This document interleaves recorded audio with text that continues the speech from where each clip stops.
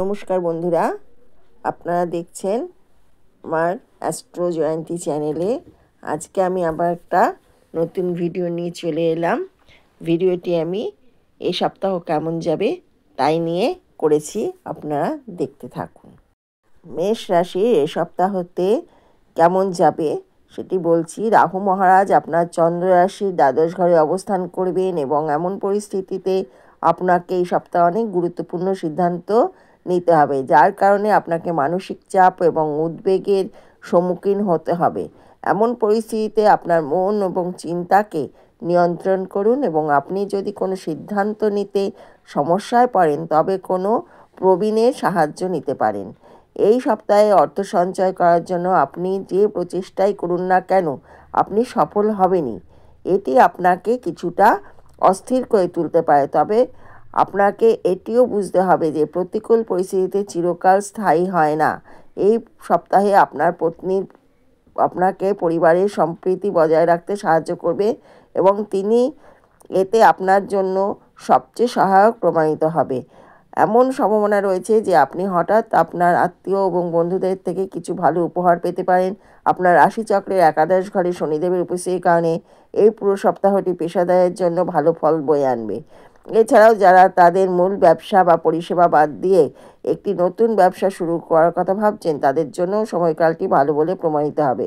পড়াশোনার পরিবর্তে ঘরে বসে কাজ করার সময় যে শিক্ষার্থীদের জন্য হতাশার আর কিছু হতে পারে না। এমন পরিস্থিতিতে এই হতাশার সাথে আপনার এই পুরো সপ্তাহ লড়াই করতে হতে পারে, যার কারণে আপনার মানসিক চাপও বাড়বে। উপায় প্রতিদিন 17 বার ওম ভৌমে নমঃ জপ করুন।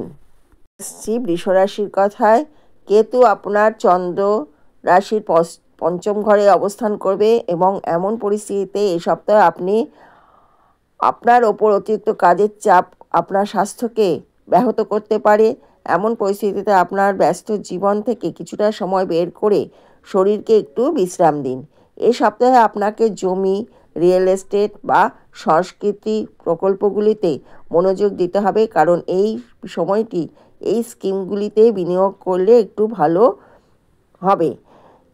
এই সুযোগকে হাতছাড়া হতে দেবেন না এবং তাদের পূর্ণ সদ্ব্যবহার করুন। আপনার চারপাশের মানুষদের, বিশেষ করে আপনার পরিবারের সদস্যদের আচরণের কারণে আপনি এই সপ্তাহে কিছুটা বিরক্ত বোধ করবেন। এতে আপনার মানসিক চাপও বাড়বে এবং তাদের সাথে আপনার বিবাদ হতে পারে। এই সপ্তাহে আপনি আপনার লক্ষ্যগুলি অতীতের চেয়ে বেশি সেট করে নিতে পারেন, কারণ শনি আপনার চন্দ্র রাশির দশম ঘরে বসে থাকবে। এমন পরিস্থিতিতে আপনার একটি সম্পূর্ণ করতে কঠোর পরিশ্রম করতে হবে এবং একটি সম্ভাবনা আছে যে যদি কোনো কারণে ফলাফল আপনার প্রত্যাশা অনুযায়ী না হয় আপনি নিজের ওপর হতাশা হতে পারেন। অনেক শিক্ষার্থীকে এই সপ্তাহে শিক্ষার উপকরণের জন্য তাদের প্রচুর অর্থ ব্যয় করতে হবে। এমন পরিস্থিতিতে টাকার গুরুত্ব বুঝে এই জিনিসগুলো কিনুন যা আপনার প্রয়োজন। আপনার প্রতিকার বৃহস্পতি গ্রহের জন্য যজ্ঞ বা হবন করুন বা মন্ত্র পড়ুন। এবার আছি মিথুন রাশির কথায়। কেতুদেব আপনার চন্দ্র রাশির চতুর্থ ঘরে অবস্থান করবেন এবং তাই এই সপ্তাহে আপনাকে বিশেষভাবে আপনার পরিবারের বয়স্কদের স্বাস্থ্যের যত্ন নিতে হবে। আপনার জীবনে বিভিন্ন ক্ষেত্রে নেতিবাচক প্রভাব ফেলবে। পূর্বের ভবিষ্যৎবাণী অনুসারে এই সপ্তাহে আপনার চন্দ্র রাশির নবম ঘরে শনিদেবের উপস্থিতির কারণে আপনার আর্থিক অবস্থার অনেক উন্নতি হবে। এই সময় আপনি সব উপায়ে আপনার অর্থ সঞ্চয় করতে সফল হবেন। আপনার আর্থিক অবস্থা অনেক শক্তিশালী হবে। বড় কিছু সিদ্ধান্ত নিতে হবে এমন সম্ভাবনা রয়েছে। অতএব প্রতিটি সিদ্ধান্ত নেওয়ার সময় তাড়াহুড়ো করবেন না, ধৈর্য ধরে কাজ করবেন। যেসব মানুষ বা ছাত্রছাত্রীরা বাড়ি থেকে দূরে থাকেন তাদের একাকিত্বের অনুভূতি এই সপ্তাহে অনেক বেশি বিরক্ত করবে। এই সময় আপনি নিজেকে অত্যন্ত একা মনে করবেন, যার কারণে আপনি একটি অদ্ভুত নিবিড়তা অনুভব করতে পারেন। এমন পরিস্থিতিতে এই সপ্তাহে আপনার একাকিত্ব আপনাকে নিয়ন্ত্রণ করতে দেবে না এবং আপনি যখন সময় পাবেন কোথাও বাইরে যান, কিছু বন্ধুবান্ধবের সাথে সময় কাটান। এই সপ্তাহে কাজের ক্ষেত্রে আপনার কণ্ঠস্বর পুরোপুরি শোনা যাবে। ব্যবসা হোক, চাকরি হোক, আপনার কৌশল এবং পরিকল্পনা সর্বদা সমন্বিত হবে। এছাড়া অন্যান্য লোকেদের আপনার আলোচনায় মনোযোগ দিতে দেখা যাবে, যা দেখে আপনি উৎসাহিত হবেন। এই সময় ছাত্রদের কঠোর পরিশ্রমের ওপর মনোযোগ দিতে হবে, যারা জীবনের লক্ষ্য সম্পর্কে সম্পূর্ণ নিশ্চিত, কারণ এই সময় আপনার অহংকে আপনার ওপর প্রাধান্য না দিতে আপনাকে সবচেয়ে বেশি সংগ্রাম করতে হবে। এছাড়া আপনার ক্লাসে আরও ভালো করে আপনার পিতামাতা এবং শিক্ষকদের কাছ থেকে প্রশংসা পেতে সক্ষম হবেন। আপনার প্রতিকার বুধবার শিক্ষার্থীদের নোটবুক দান করুন। কর্কট রাশির শনি আপনার চন্দ্র রাশির অষ্টম ঘরে অবস্থান করবে এবং যেমন এই সপ্তাহে আপনার জীবনে অনেক ক্ষেত্রে সবচেয়ে বেশি প্রভাবিত হতে চলেছে, তাই যে কোনো প্রতিকূল পরিস্থিতিতে ধৈর্য না হারিয়ে কঠিন পরিস্থিতির মোকাবিলা করুন। আপনার চন্দ্র রাশির নবম ঘরে রাহুদেবের অবস্থানের কারণে আপনার সমস্ত অবাস্তব বা ঝুঁকিপূর্ণ পরিকল্পনা এই সপ্তাহে আপনার সম্পদ হ্রাসের সম্ভাবনা আছে।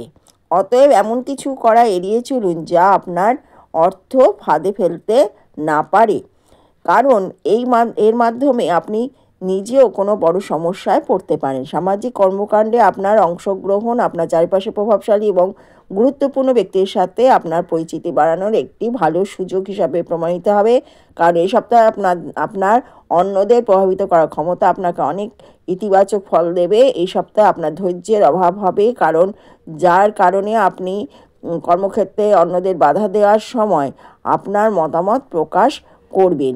এই মাধ্যমে আপনি না চাইলেও অনেক মানুষ আপনার বিরুদ্ধাচরণ করতে পারে।